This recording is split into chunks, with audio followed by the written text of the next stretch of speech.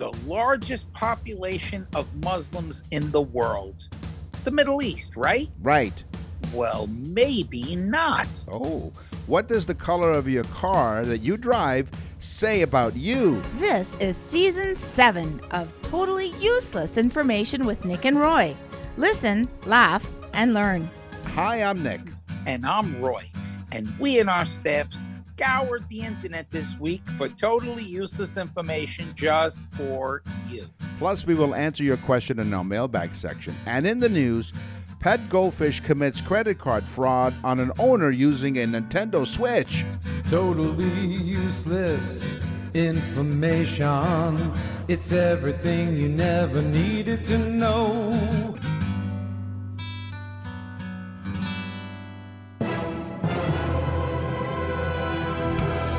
Throw away your totally useless GPS. It's time for geography. So get lost with Nick and Roy. I don't know what that lady looks like, but when she does that intro, I could just see her in one of those safari hats, maybe camouflaged, so she's riding in the desert. I think it's sick, Nick, that you envision women dressed in certain ways. I don't know sometimes what you're thinking when you hear women's voices, and I don't want to know. You know what? Don't worry, neither do they. So I think we discussed on the show, you're afraid of heights. You're not a fan of heights. Is that correct? I'm not a fan, no. In fact, the last time we were in Canada, we were in a really cool room at the Marriott. Right. But it was really high up, and it had all windows. Gorgeous room. It was amazing. And of course, free of charge because we're so popular in Canada. Oh, yeah, they just threw the room at you. Absolutely. We're yeah. big celebrities. Yeah. But I'm looking out at the beautiful CN Tower, and it was Christmas time, and it was cold, and the CN Tower was lit up. But I looked down, and there was just windows all over, and it's scary. Heights to me are scary. I get that pit in my stomach. Well, speaking of the CN Tower, that's coming up in just a couple of facts here in geography. I asked you for this reason because they have these glass bridges around the world.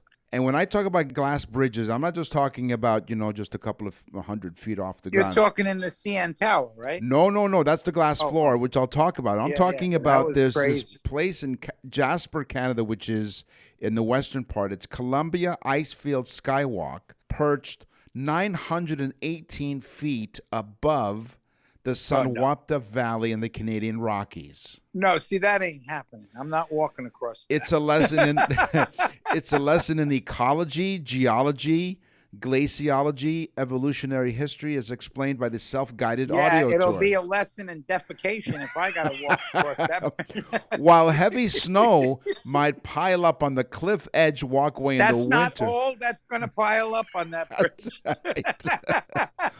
This glass bridge has 4 layers of glass that can withstand the weight of a Boeing 737 airplane. Yeah, I don't trust that. I don't care what they say.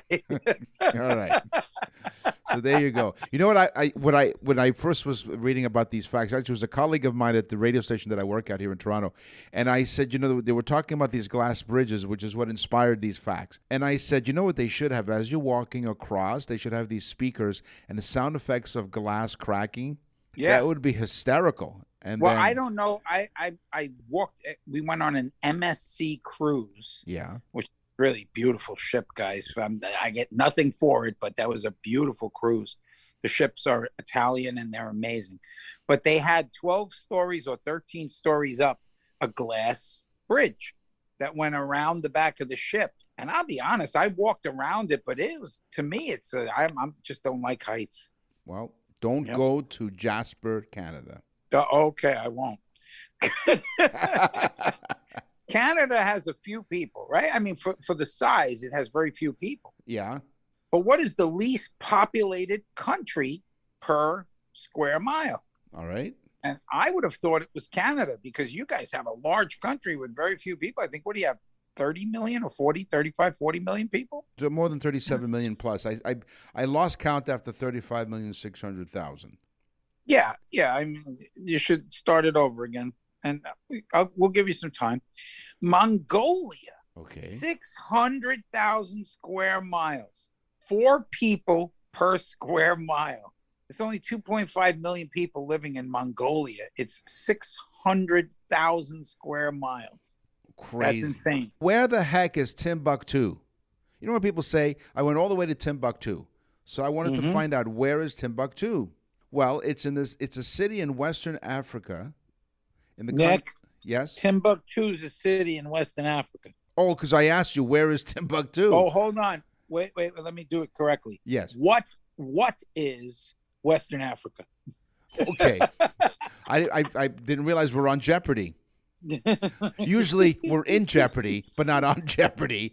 So Timbuktu is a city in Western Africa of Mali, historically important as a trading post on the trans-Saharan caravan route, historically important as the center of Islamic culture from the 14 to 1600s. It's located on the southern edge of the Sahara, 8 miles or 13 kilometers north of the Niger River. The city was designated a UNESCO World Heritage Site in 1988. So that is where Timbuktu is. Cool. There you go. See, now that's a good one. People are learning today. Learning a lot of this stuff. Yeah. The largest lake in the world. You'd think maybe, again, Lake Superior, right? You would think, given its name, yes. It is. It's super, super big and super deep, by the way. But did you know that the second largest lake in the world is in a place you'd never think? Africa. Oh. Yes. It's called Lake Victoria in honor of Queen Victoria. It was founded in 1858 by John. He's got 3 names. John Hanning Speck. So he had to be important because he has 3 names. Always. Right. And it's a massive second largest lake in the world, Lake Victoria in Africa. I wonder how far that is from Timbuktu in Africa. You just make a left in the Sahara and just keep going. Right. Just make a left at the sand dune, make a right at the other. Yeah, there you go, at the Mirage. Yeah. Make a left at the sand dune, make a right at the Camel, and you're on your way. That's right. But don't pass the Mirage, then you've missed it. Oh, yes. Have you ever seen bike racks all over any city, right? You've seen lots of bike racks everywhere, right? Yes, not that I use them, but I've seen them. Okay. Now you're thinking that kind of clutters up the streets and everything. What if they came up with a different idea where you can sort of have a bike garage that doesn't look so cluttered? What do you think? Is that a good idea? I'd say I think people shouldn't ride bikes at all, but go ahead. Oh, boy. Okay. Sure. How about this? How about storing those bicycles in an underwater bike garage?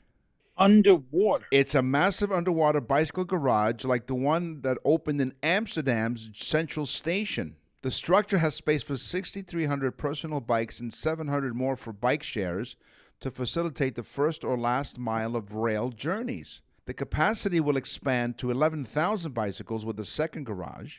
This is a country, Amsterdam, that has more bicycles than citizens. Wow. 35 It also has more prostitutes than any other country in the That's world. right. And they're riding more than bikes. Yeah. 35% of Amsterdammers, those damn Amsterdammers, using their bicycles. Did you call them Amsterdammers? Amsterdammers. They come from Amsterdam, using their bicycles daily, which increases to 50% of Utrecht's residents. So imagine this is a country that has more bicycles than citizens, so they have to put these bikes in an underwater garage. You know what cracks me up, too, about Amsterdam? I used to have a friend that would go there. He'd save up all year long. He was a single guy. Yeah. He would go to Amsterdam, and he would take advantage of all the legal prostitution. They have the red light district, which literally they have red lights on when they're available. Yes. And they stand in windows in scantily dressed clothes, and like so that you look at them like a model, and then you go in. It's crazy. But also this country that has all these bikes and all these healthy people, they're also the largest country with drugs because drugs are available. They're free. They're not free. They're illegal. Everything. Heroin, cocaine, opium. It's all legal there.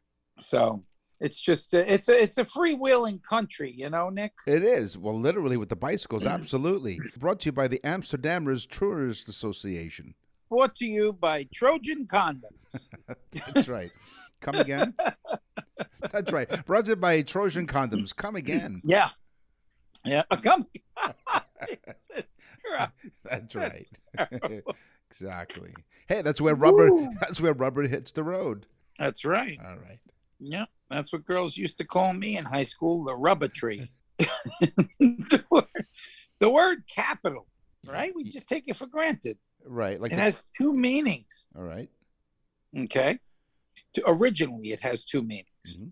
Number one, it's the city that serves as the seat of government, right? Okay, That's right. the capital. That's correct. But it also means the building where the legislature meets. Oh. So when legislature meets in a building, it's called the Capitol. In the United States. It is the word capital. If you look it up, it has two meanings. So I don't know if it's just the United States. Well, up here in Canada, we have the Parliament buildings because we have a different, different sort of government. But doesn't capital also have another meaning of financial nature? Money, I would money? think. Yes, you have Exactly. capital. That's right. So this damn word capital means a lot of It things. gets around just like you did in high school. So we were talking. Yeah, capital is what you need when you go to Amsterdam for the festivities. There you go. And with a capital A. What a capital. With a capital R for red light. Exactly. So we talked about, we teased you about Toronto CN Tower. So yes, I do live in Toronto, Canada. Roy's in Fort Myers. So we do have the CN Tower, which serves as a communication tower. And also it has a restaurant up top, a revolving restaurant. The 360 restaurant, look at how clever they were. They call it the 360 restaurant because it goes around in 360 degrees. Exactly. Now, You see, the Canadians, they're real sharp. oh yeah, exactly. So this is the I got a red truck. What do you think we should name it? Red Truck. yeah. So you go and you make a reservation at the 360 restaurant and ask for a table in the corner. So part of this fact here comes courtesy of my boss, my direct supervisor at the radio station. He said, here's some total uses information for you. And I'm thinking, I better get this right. Otherwise, well, it's been nice Wait a knowing minute. What was that I heard in the background? Was that a kissing sound? you. No. This is not kissing butt. This is saving my butt, okay? Because just before I found this information, I updated my resume just in case. Yep, Okay, yeah. the 360 restaurant revolves around the city. It takes 72 minutes to make one complete revolution. Oh, basically. So you better order slowly. Otherwise, by the time you finish, you still haven't seen the whole city. Exactly. The anchors to build this the structure was built to last 300 years. That was his question. He was asking me, how long does the concrete last? It's 300 years. 300 years. So basically, those poor suckers that are up there like 299 years from now, they're in for a real treat. Yeah, and for a real ride. Yeah, It was a rocky ride. But you better. I have news for your boss. Yes. I have some information that's very pertinent to him. He better keep walking at the same speed because if he stops short, Nick's head's going to give him a colonoscopy. No, this is not. I'm not saying this is for him. He asked me to look this up because he's interested in the show. I think this is a good thing. The building was completed in 1976. It would take winds of over 1,600 kilometers an hour to topple the 553-meter tower. It's amazing. I've been in it. It is amazing. And it is truly cool. It does have a glass floor. Oh, and it takes exactly 1 minute for the elevator to go up from the ground floor up to the top of the observation deck. And it does have a glass floor. And Roy, you said that you didn't get a chance to make it to the top of the tower, not because of your fear of heights. It was the weather. It was the weather. It was a foggy day. Yeah. Yeah, and we wanted to, I wasn't going to do it, but you can actually hang off the building. They attach a wire to you, and they put you in like a jumpsuit, and they let you hang off the side of the building, which, I think that was called the I'm a Stupid Idiot ride. No, it's called the Edge Walk. Sorry, it's called the Edge Walk. The Edge Walk. Yeah, I know. So, you know what? Come to think of it, my boss said to me, we're having a meeting today. It's up at the Edge Walk. No need for a cable, Nick. Just look over the edge. That's right. My goodness. So, if you want to know, if you do want to know more information, you go to cntower.ca. And in order for you to, let me just give me a sec. I'm going to look up to find out how much it costs. Okay. Oh, it was expensive to do all that. Yeah, hold on. It was expensive, but if you're in Toronto, you have to go see the CN Tower because it's like it's one of the attractions. You know, your stadium is cool. It was so state of the art years ago, not so much now, but still, your city's laid out nice too. It's Toronto's a nicely laid out city. It's like a small Manhattan with people that are constantly apologizing. That's right. Some people refer to the city of Toronto as like New York run by the Swiss. By the way, to have the Edgewalk experience, it costs anywhere between $199 and $225 Canadian. Yeah, it's crazy. And that includes. Speaking of Swiss, yes, that's what the glass floor looked like when I was looking over the little right. Swiss chocolate. Swiss Miss. There you go. You got one more? All right. Yeah, I do. I have my teaser. I can't let people, they're sitting there, Nick, saying, what country has the largest Muslim population? And of course, I just assumed the Middle East, right? I did too. I said, right? That's not a tease to me. I'm like, why would you give such a simple question that has a simple answer? Why would you do that? I'm thinking, okay, of course it's the Middle East, isn't it? Indonesia. Really? 216 million people, of which 188 million are Muslim. It is the largest Muslim population. 87% of Indonesian people are Muslim. Amazing. And see, you don't think about that. No, you don't. It's like when people say OPEC, the oil guys, yes, they think of guys in turbans. But the reality of it is that South America, Brazil and Venezuela are larger players than them. It's crazy. OPEC, if I remember this from school, it's oil producing, exporting countries. Yes. See, you didn't have much other things to do, did you? No, I didn't. I'm that slick. Hey, speaking of slick, you go to our website, nickandroy.com. Lots to do there. Keep you busy for a little while. You click on episodes. You could find out and listen to a full library of all of our episodes in all of the 7 seasons, plus 160 episodes. You can go to birthday/anniversaries, and you can order a very special anniversary or birthday message for your loved one. Yeah, that's a big deal because you're getting it's like a mini Totally Useless Information show for that person that you care about on their birthday or your anniversaries. And we do it is so great. People are flipping out over this. It's super inexpensive. Go to nickandroy.com. You can actually hear a sample of it.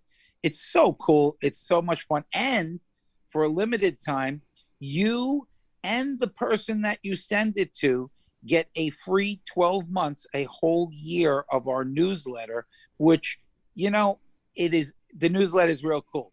The February newsletter, we were going over it, and it's so much inside information to me and Nick, and you'll understand why we're friends. You'll actually understand things that we went through in the 80s and 90s and so on. Plus, there's all kinds of stuff in there. Like I was a chef and I talk about food, and it's a fun newsletter that's totally different than the show. nickandroy.com is where you go. And just a quick, some quick feedback from a recent birthday message that we had done for somebody. And his wife said, he loved it. He played it for his family and friends. It made him laugh and smile the whole time. And it's such a unique gift to be able to give someone, she says. Thank you, Nick and Roy. And by the way, she says, P.S., he finally understands why I listen to you guys every week. So there you go. It's just such a cool gift. It really is. My wife bought me a gift. She took me up to the CN Tower. She said, ready, set, jump. You're listening to Totally Useless Information with Nick and Roy. Einstein was a moron. Newton was a jerk. E equals nothing. It's science, science, science. We are so excited to have a very special guest here today because not only is he going to help you today, so I know we're totally useless information, but today we're actually going to be helpful, because listen up and actually sit up, because it's all about your posture today as we bring in a very special guest, Dr. Matt. Dr. Matt, welcome to Totally Useless Information with Nick and Roy. Hey guys, thanks so much for having me. Now I brought Dr. Matt Yeah. Why? because I want people to know a little bit more about chiropractic work, because Dr. Matt has helped me. I guess people on the show, if you listen to the show, you'll know that I've been laid up through some of the shows, but thanks to legal marijuana, the shows have sounded much more interesting. Yeah, right. No, but Dr. Matt, I met Dr. Matt because I had gone to some doctors, and the first thing they do is right away they prescribe, pain medication and the opioids and things like that. And then I met Dr. Matt, and he takes a totally different approach, and he has helped me considerably. And so I said, I need to get this guy on the show, because people need to know that there are alternatives to doing things that hurt them rather than help them. So that's one of the reasons why Dr. Matt's on the show.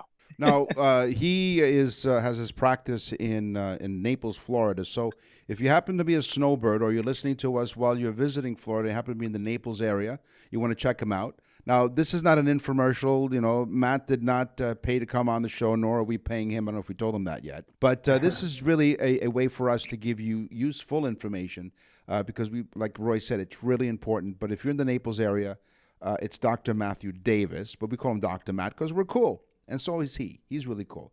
So tell us, Dr. Matt, how long you've been in practice? So I've been in practice 23 years. I practiced a lot and went to school in the Atlanta, Georgia area, and now I've been down in Naples about 5 or 6 years. So Mike, I have a question for him. Yeah. Why, after all these years, are you just practicing? You couldn't get it right? That's what they call it, Roy. That's what they call it. In preparing for this segment, I had to find out why we call a doctor's practice a practice, because that's what I'm thinking. And so, as a quick aside here, and those of you who don't know the television show The Honeymooners, look it up on YouTube. It's a funny show from the 1950s with Jackie Gleason. And there was an episode where Norton plays a doctor from Oxford, and they ask him, "Are you practicing?" He goes, "No, I don't need to practice. I already know it." And they go, "Where are you from?" He says, "Oxford." They go, "In England?" "Oh, is that where that is?" And then he blew his cover, right? So anyway, that's a little bit of the honeymooners. But so I'm asking, why do we say doctor's practice? Well, medicine is considered by doctors as a science, and there's indeed a science to it. But medicine is also a very practical profession. It needs to be practiced to acquire skills, to hone them, and to maintain them. Do you agree, Dr. Matt? Yes. Yeah. So you do it on a regular basis in your practice, and then after 23 years that you've done this is something that you're really up on. Yeah. Now, So what made you want to be a chiropractor? A lot of people say, are you first generation or you second generation? Well, growing up, I feel like I'm second generation, because growing up, my mom, her life was saved by chiropractic. So obviously before I was born, but my grandparents would tell me the story. My mom would tell me the story. She was 8 or 9 years old, failure to thrive. She tried everything with the medical doctors, medication. The doctor just said, "Hey, we don't know what's wrong with her. We don't know how to help her." She had lost so much weight. They diagnosed her failure to thrive, which is a very generic diagnosis.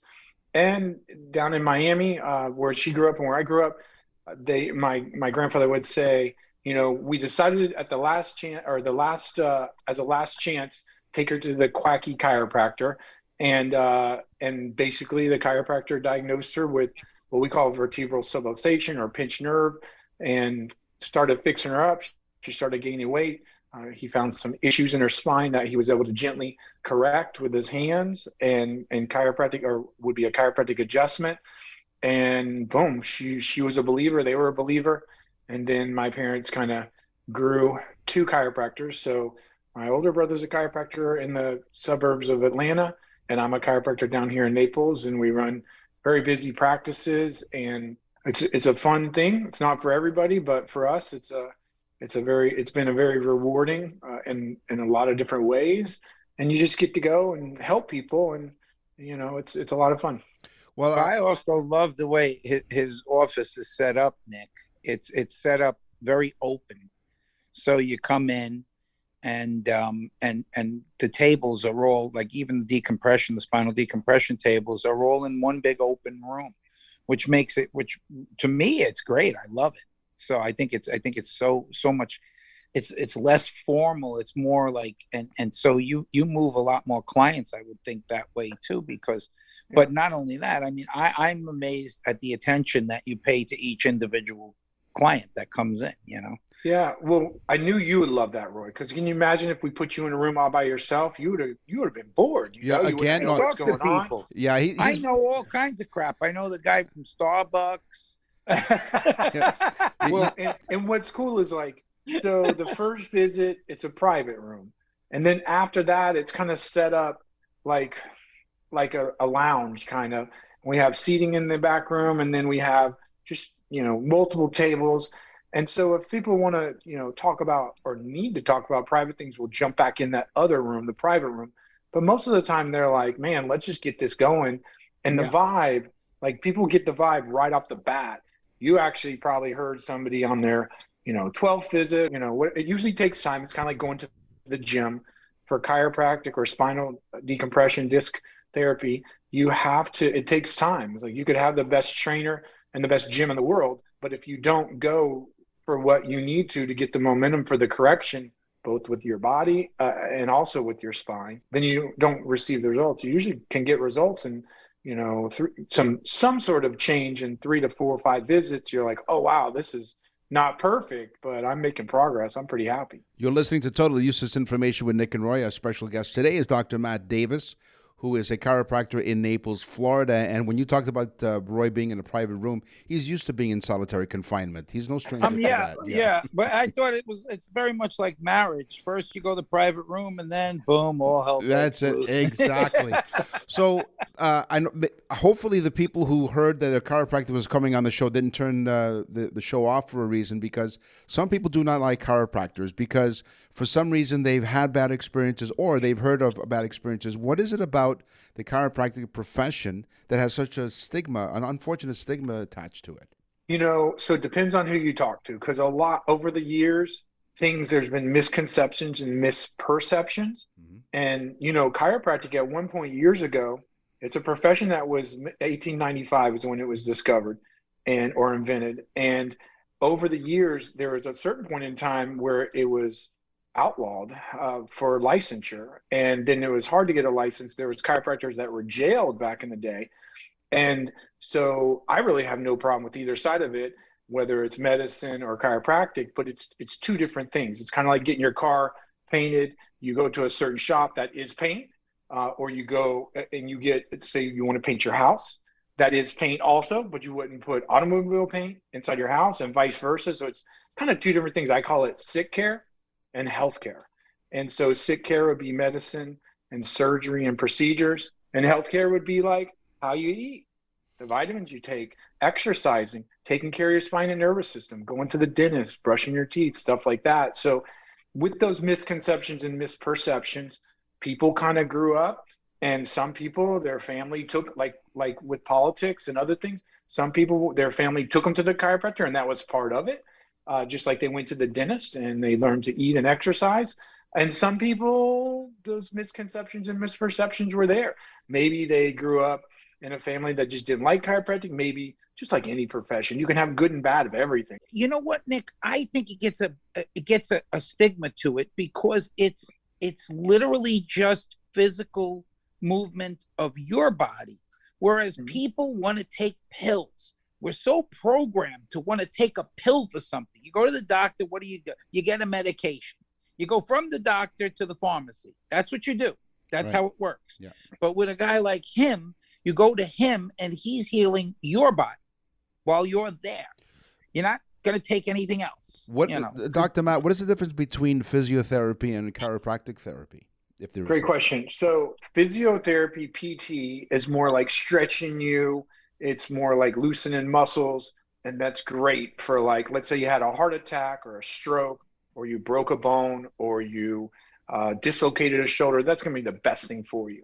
But what I mainly do, what chiropractic was developed to do, and there still are a decent amount of us chiropractors around that still do this, is find pinched nerves or vertebral subluxations in the spine and correct them. So the only thing different from what Roy said is I'm not healing you. I am finding the area of nerve interference and I'm correcting that and letting the best doctor that's built inside you work like it's supposed to heal itself. You know what I'm kind of mad at, Nick? That you have a lot of good questions. Well, what? Well, but hold on. So now up here, I didn't realize this until I checked this out. So I'm sure, Dr. Matt, you've heard of obus form. What is that called? Obus form. Have you heard of that? No. So what it is basically, maybe it's just a Canadian thing. Basically what it is it's a seat that you kind of put in your car or maybe in your office chair, and it's contoured to your back. And it was invented by a Mr. Roberts up here in Toronto in 1980. And because when he was 50 years old, he had a chronic back problem, re-aggravated it while playing tennis with his daughter. So the doctors put him in a body cast. So it did an excellent job of relieving his back pain. But when it came time to remove the cast, he kept the back half, which supported his spine, and he used that as the model for a portable support that could be used in any chair. So basically, I guess he used the bottom part of that cast. After numerous modifications, he decided to work in his garage, and he created a version which was called obus form, which is a backrest that conforms to the contours of your back, eliminating stress and fatigue on your back. They do a lot of weird stuff, Doc. In Canada. Listen, they make a lot of prosthetics, if you know what I mean. They're not exactly exciting guys up there. So there's a lot of rubber prosthetics running around. No. It really, really works. But here's the thing. So Mr. Roberts liked to participate in extracurricular activities. And so he went around with a married woman and bought lots of properties and stuff in Florida and also luxury cars and whatnot. And it caught up with him because he went to work one morning here in Toronto. And in the 1980s, I believe, and he was shot dead. It was a hit. And the headline was, inventor of obus form suffers shooting back pain. Wow. So it was one of those tabloid type headlines. You can't say the Canadians don't have a sick sense of humor either. Doc, exactly. You know? I love this one. I thought this was cool. Yeah. Why are men more likely to be colorblind? Because the gene responsible for colorblindness attaches to your X chromosome. So if you're a woman and the gene attaches itself to one X chromosome, the other X chromosome will kind of neutralize it or knock it out. But men, we only have one X chromosome. So if it attaches to ours, we're colorblind. Does that mean you see everything in black and white like an I Love Lucy episode? Yes. Which is kind of nice, Nick, because I'd rather look at you in a black and white form, to be fair. That's right. I'd rather not look at you at all, but right, there you go. Can you tell Dr. Matt that we're fast friends for over 40 plus years? 40? Wow. Yeah, I can tell. Yes. We met in high school. Yeah, it's crazy. We did, and part of the story is, and it's actually in our newsletter, an upcoming newsletter, because we have a monthly newsletter. And Roy explains how we met. And basically it's because of Roy's irresponsible activities that's how we met and became good friends, believe it or not. So, you got a science one, Nick? So now speaking of chiropractic adjustments, because again, I wanted to be prepared for Dr. Matt. As you notice, I'm sitting up straight. You know, I have perfect posture. Very good posture, Nick. Yes. Yeah. Now, but here's an important question, though. Is it important for you to literally sit up straight and have good posture? And will that impact you later in life if you don't have good posture? Yeah. So you want to have support because that's going to take stress off your spine or not create excess stress. But yeah, you want to support yourself when you're sitting at a desk or sitting down, but sitting's not a natural position for us. We were made to be up, standing, walking, and using our body. So think about it. Our culture has really changed a lot to really sedentary sitting posture. So it's always good. Like there's no substitute for seeing a chiropractor and maintaining a good aligned spine and a good communicating spine.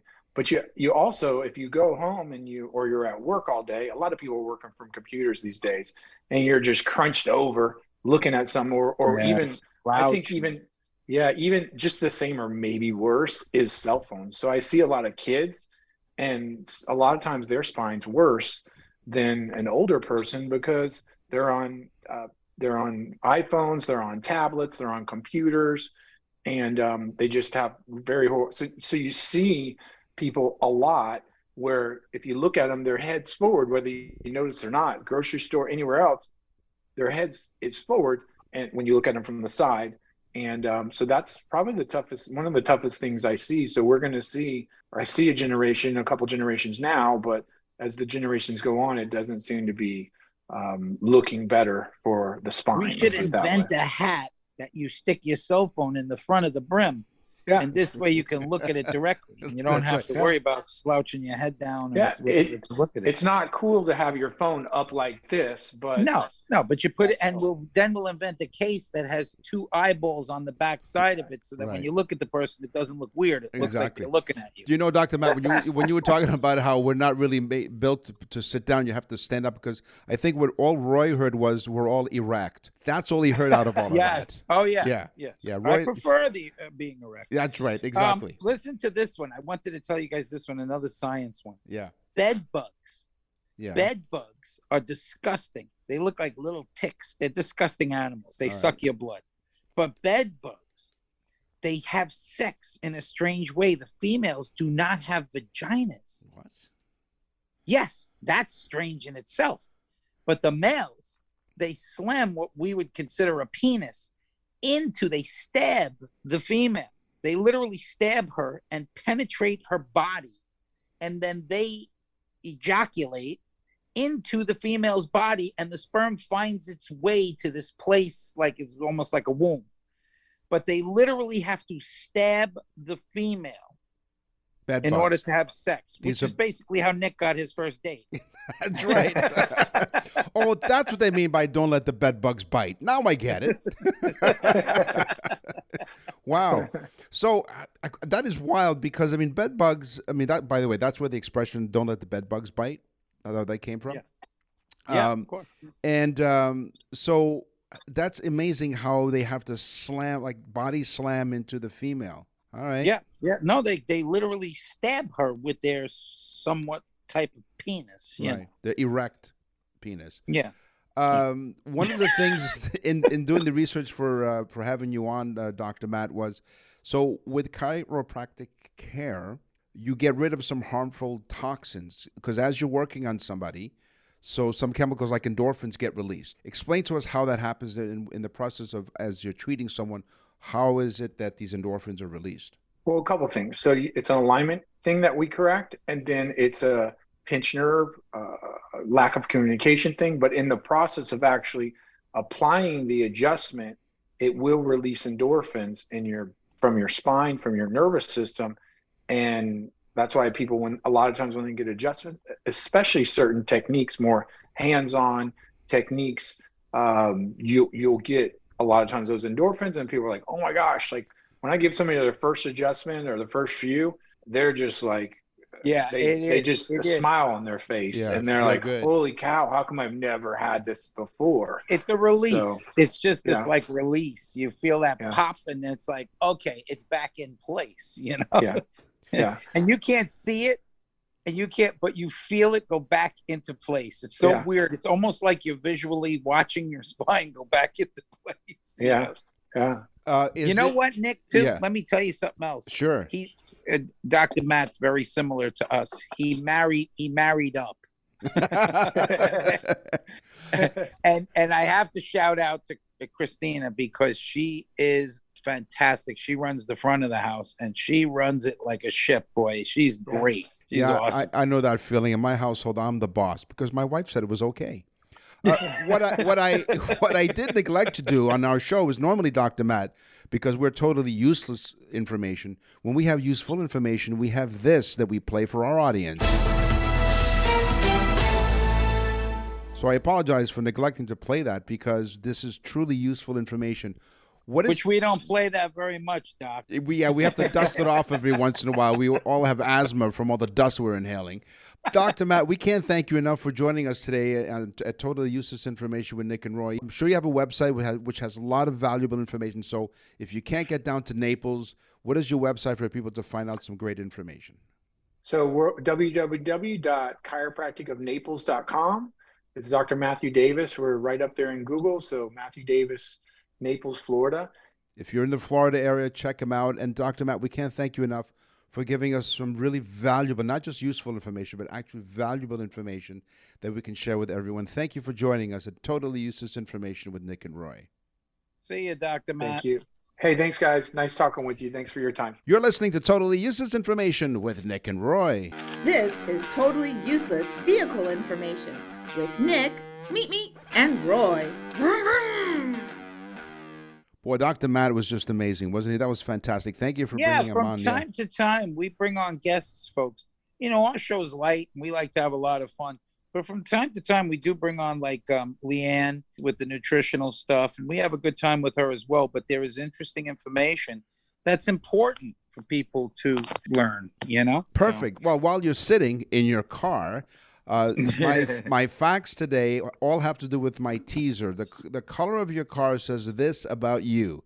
If you drive a white car, first of all, it makes up 35% of the market. And the color is most popular in China at 50%, Africa at 46%, Asia Pacific at 41%. But while in Europe, white scores 29%. And people who like the color white are calm, tidy, and positive. They can be conservative and tend to like order and simplicity because white symbolizes purity, innocence, and freshness. Well, I'm going to tell you, down here in Florida, if you don't own a white or a silver car, I mean, I own a white car. And believe it or not, my wife drives a black car. She had white too and silver and so on. But white and silver down here in Florida, I mean, that's the color, white and silver. So hot down here that the white cars, I guess, tend to be cooler. I don't know. The first self-propelled vehicle was not a car. It was a tricycle. Again, 3 names. Nicholas Joseph Cognot, C-O-G-N-O-T, a French dude. Yeah. In 1769. It was steam powered, but it was a actual vehicle, forward motion, self-propelled vehicle. And that was the first one. It was a 3-wheeled vehicle. Well, I still have my tricycle, and the training wheels are coming off next week.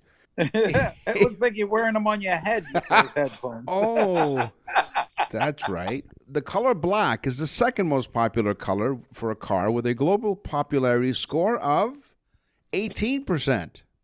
There you go. So my wife's in the 18th percentile. It's popular in Europe at 21%, North America, Japan, and Russia all at 20%, but really unpopular in India with only 3% of buyers own black cars.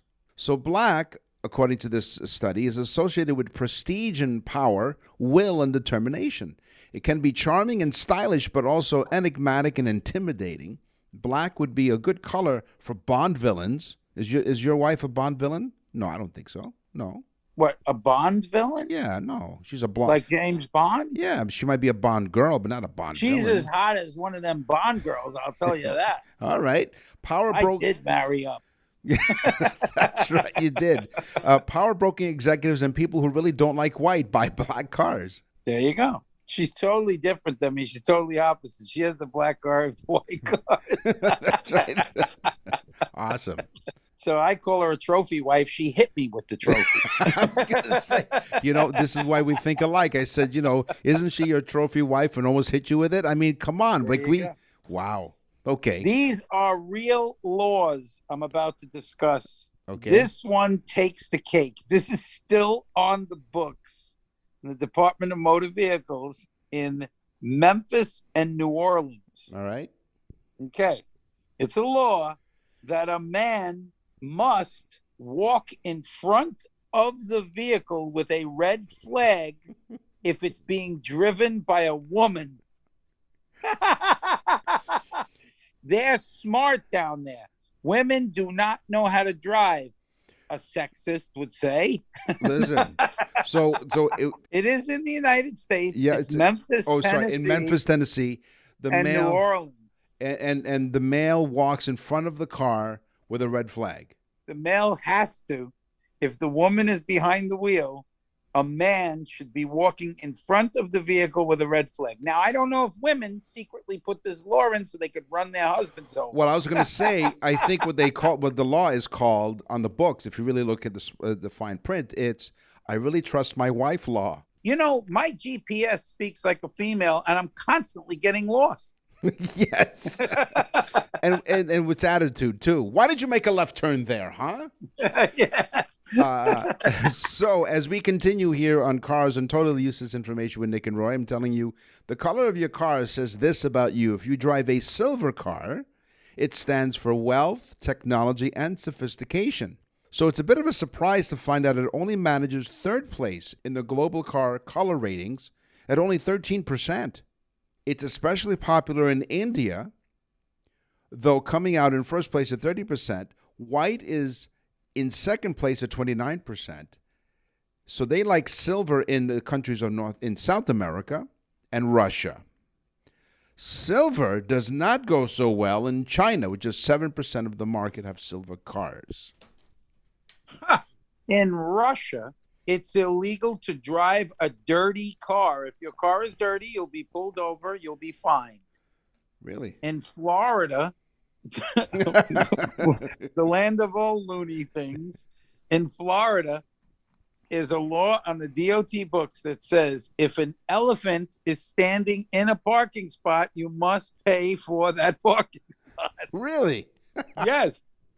Why? I have no idea. I've never seen an elephant down here in Florida. Well, in Alaska. Oh, no, hold on. Wait a minute. Hold on. Yeah, Let me interrupt you. So the elephant. So you have to pay for the spot the elephant takes is standing in. Yeah, because you can't bring an elephant into a store. Nick. No, of that course just doesn't not. make sense. But so you have to leave him outside, and he's standing in a parking space. You have to pay for him. Of course, but it does make sense to me because when you're done shopping, where do you put your stuff? In the trunk.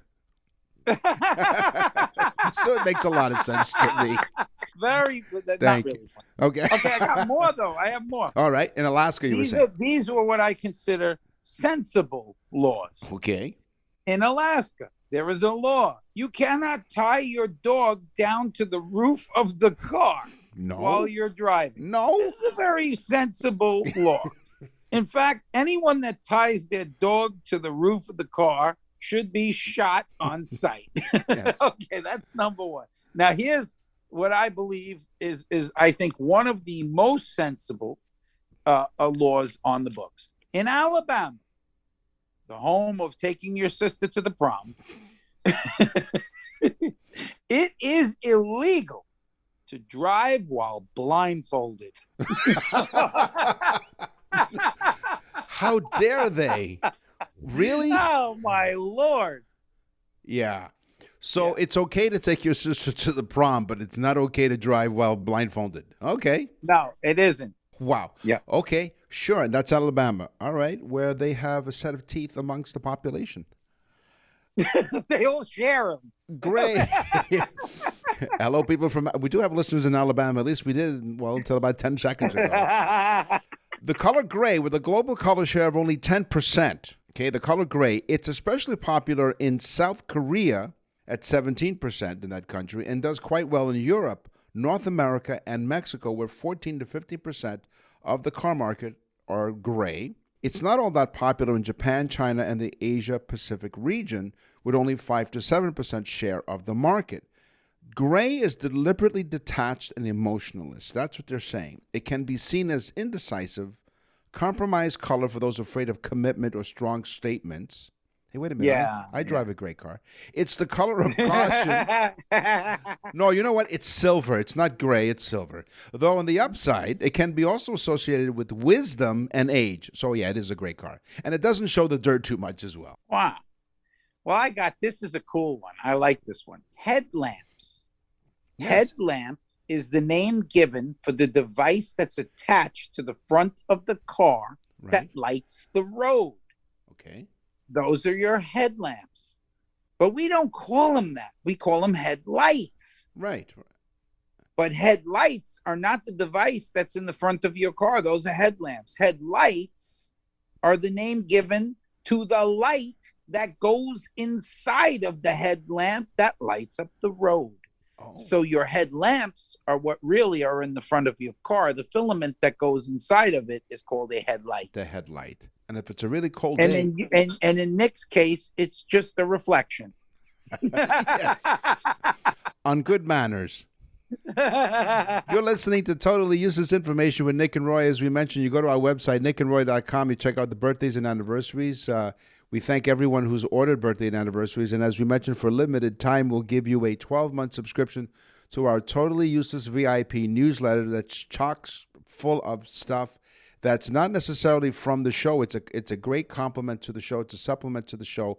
If you're a fan of our show, we thank you for your support at 160 plus episodes in 66 countries. The newsletter really, really adds a lot of nice stuff. Our stuff totally different. Yeah, totally different than the show, guys. It really is an insight into Nick and I and other things. It's just it's so cool. The newsletter is really great. People are it came out better than I think we expected it to as well. Well, like everything else. So go to our website to get in touch with us, to leave an email at nickandroy.com. What's in the mailbag? What's in the mail? So this one, I had to choose because of the name, number one, the person's name. Right. But also because it fits so well with what we were just talking about with the newsletter. Mm-hmm. This is Peabody from Massachusetts. His name is Peabody. So definitely he had parents that did not like him. Either that or they had an incontinence problem. Yes, so they called him Peabody. Yes. Good idea. Sorry about that, Peabody. Please keep listening. That's right. But Peabody, if you had our newsletter, you'd know some of this stuff. And it says, Peabody from Massachusetts, he gets right to the point. One line. Were you guys radio DJs before this show? And the truth, I actually was on the radio. I had a talk show in New York. But Nick has been in radio, not inside the radio, because he's too big to fit. Right. But maybe those old radios from years ago. Yeah. There probably was Nick inside the radio. There probably was no speaker. So, I was a filament of my imagination, yes. No, but Nick has been in radio. He worked for NBC Radio. He had his own show in Bellwood, Altoona, Pennsylvania, the Mr. Nick Show. So Nick had radio shows for a very, very long time. Yeah.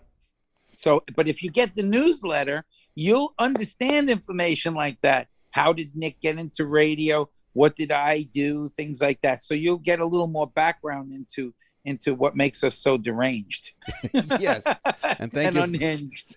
Which is why you keep listening to us, and we really do appreciate that. My mailbag comes from Jackie from Williamsburg, Virginia.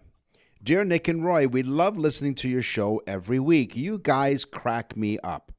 We really enjoy when you guys try to make what we really enjoy is when you guys try to make each other laugh, and in turn makes me laugh. Okay. Here's my question. I have heard of this expression, being blackballed. Where did that expression come from, and why did we use it? Well, first, it's a great question. Thank you, Jackie from Williamsburg, Virginia. To blackball someone is to exclude a candidate from joining a gentleman's club. Balls and shells were used to vote. To vote against the candidate was to use a black ball to cast the ballot, and all it did was take one black ball to deny that membership. So basically, if the candidate was going to be allowed into this gentleman's club, it had to be unanimous, all white. So the one black ball, and you're denied membership. But more to this, the practice of using balls or shells to cast a ballot is thousands of years old. They were mentioned in the chronicles of both ancient Greece and ancient Rome. The word ballot is derived from the Italian word ballotta, which means little ball. Ah, So thank you very much. Once again, you can you can send us an email. Go to our website, nickandroy.com. On the show today, we talked about science with Dr. Matt, the chiropractor. Thank you, Matt, for joining us. We had a lot of fun, and we learned some great stuff. We talked about cars. We talked about geography. It's time for the news. And now, from around the corner and around the world, this is TUI News. In a freak series of seemingly random events, a Nintendo Switch owner's pet accessed his eShop account and added funds using his credit card. His pet was a pet fish. The crime was caught on video during an unsupervised live stream that hundreds of viewers watched as the little fish stole their owner's identity while he was gone. The entire heist started as an experiment to see if fish could complete the Pokemon game unassisted. So to do it, this Japanese YouTuber set up a webcam focused on a fish bowl. Motion tracking software monitored the fish as they swam across an overlaid grid populated with the controller inputs. If a fish paused or changed direction, the correlating controller input registered in the game. So this guy thought he was really smart. Set this whole thing up so his pet fish can control the game. So the identity theft occurred while this guy was away from his YouTube live stream. They should have known something was fishy. Well, the game went swimmingly, with the fish winning. The fish won several battles in this game. But this is what I get out of this whole conversation. Was the fish's name Gil?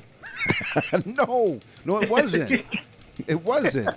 Let's see. It was Ben. No, it was Francesco Scale. At the 11th. No, is that his name, Francesco? No, it was Japanese. It was Matikamaru is the guy, the YouTuber. At the 1,144-hour mark, the game crashed, as games sometimes do. But without the owner, Mutakamaru, to fix the situation, the system continued registering inputs from the fish. Because remember, as the fish swam around, it moved the controllers. So eventually, the pesky little critters got the Nintendo eShop to come up twice and registered the correct sequence of inputs to add 500 yen, which is $4 US, to his account from his credit card. They also exposed his credit card information to everyone watching. Oh, my God. Oh, my God. Could you imagine, though, Nick, that the fish is playing the game? You know, I mean, and this guy has no clue that this is going on. Right, because he's away, right? He's away from the game thinking, okay, well, you know. He contacted Nintendo because after 7 hours that this happened, before finally the power switch was off. So he contacted Nintendo explaining what happened and asked for a refund of 500 yen. Again, it's only about $4 US. But Nintendo, they did grant the request. They gave him his money back. No harm, no foul. But I don't know why, though. I mean, it was all going so swimmingly. That's right. But the thing is, because his credit card information was given to all the people online watching him play, he had to cancel his credit card. So, well, it just goes to show you that you can get hooked on video games. You can, absolutely. That's right. And it doesn't, and what he did was, well, he did flush the little thieves down the toilet eventually. Did he? Oh, that's what I think. That's my speculation. He killed the goldfish? Well, he's a thief. Come on. You kidding? By the way, we got to look into this. Did you know that the attention span of a goldfish is 2 seconds? Unless you're paying, of course, unless you're playing the Pokemon game on Switch. What did you say? The attention span of a goldfish is 2 seconds. What? That's all the time we have for this edition of Totally Useless Information with Nick and Roy. We will scour the internet and other sources, and so will our staff, and the attention span of a goldfish is only 2 seconds. And we'll gather more totally useless information just for you. And until then, you need to tell everyone about this show, because it is, we say listen, laugh, and learn for a reason, because you truly do, and we enjoy coming out to you in 67 different countries, and all over the radio from coast to coast to coast in Canada. And we really do appreciate every single one of you that listen. So thanks Thanks for always being there for us. And like we said, go to nickandroy.com and look at the newsletter and that birthday information. And it really does, it helps us keep bringing the show to you. So we appreciate everything that you guys do for us. I'm Nick. And I'm Roy. Thanks for listening. Totally Useless Information with Nick and Roy is a production of nickandroy.com. Visit nickandroy.com to access the full library of episodes or wherever you get your podcasts.